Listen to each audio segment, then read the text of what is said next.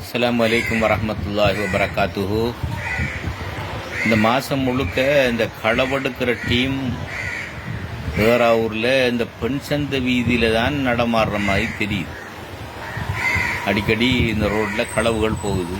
அண்மையில் இந்த ஒரு வீட்டில் இந்த ஒரு 10,000 காசி, ஒரு பைசிக்கல் எல்லாம் களவெடுத்திருக்காங்க.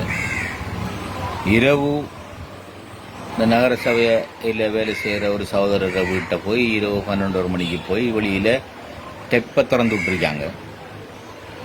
இனி அவர் கொஞ்சம் இந்த விஷயத்தில் கொஞ்சம் விழிப்பான ஆண்டபடியாக அவர் எழும்பி வெளி லைட்டெல்லாம் போட்டு அக்கம் பக்கத்து ஆக்கள்லாம் கூப்பிட்டு அலர்ட் ஆக்கினோடனே இவங்க ஓடிட்டாங்க.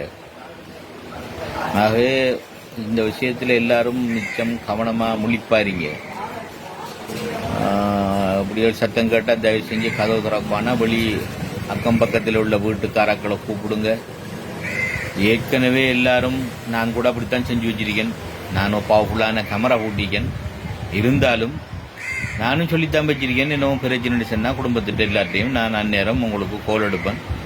நீங்கள் எல்லாரும் திரண்டு வரணும் இடத்துக்குன்னு சொல்லி, அது மாதிரி உங்களுக்கும் குடும்பத்தில் உள்ள ஆக்கோட்டை அப்படி இன்னும் பிரச்சனை சொன்னால் நீங்கள் வரணும்னு சொல்லி வச்சுக்கொள்ளுங்க. அப்படி வெளியிலேருந்து உதவிகள் வர வச்சு அவங்க வாரவங்க சும்மா வர மாட்டாங்க. ஆளுக்கு ஒரு கத்தி விடாமல் வருவாங்க. ஏதோ கள்ளனை பொறுத்தவரையில் கள்ளன் எப்பயும் என்ன பயங்கரமான ஆயுதத்தோட வந்தாலும் பயந்து தான் வருவான். அதே நேரம் உள்ளுக்க வந்துட்டாங்கன்னு சொன்னால், பொறுமதியான சாமான்களை களவெடுத்துட்டாங்கன்னு சொன்னால், நீங்கள் கண்ணை முடிச்சிட்டீங்கன்னு சொன்னால், ஆக்களை அடையாளம் கண்டுன்னு சொன்னால் அவன் தப்பிச்சு கொள்றதுக்காக உங்களை கொலை செய்ய தயங்க மாட்டான். ஆகவே இந்த கதவுகள் பூட்டி போட்டு கதவுக்கு குறுக்கால மேசைகளை, கதிரைகளை, அப்படி இதுகளை ஏழுமானவரில் போட்டு வைங்க. நீ ஓட்டை கரட்டி போட்டுக்கிறாங்க கூடிய வசதி இருந்தால் அதுக்கு ஒன்றும் செய்யலாது. எதுக்கும் கொஞ்சம் விழிப்பாருங்க. இந்த விஷயத்தில் வேறு அவர் போலீஸாரும் கொஞ்சம் இந்த பகுதியில் நைட் பெட்ரோல் ஒன்று போட்டால் மெல்லமென்று எனக்கு படுது. தயவு செய்து இந்த செய்தியை போலீஸில் உள்ள சகோதரர்கள் வாய்ஸ் மாற்றியாட்ட கொஞ்சம் எத்தி வைங்க. தேவைப்பட்டால் நான் ஃபோனில் அவரோட பேசிக்கொள்கிறோம்.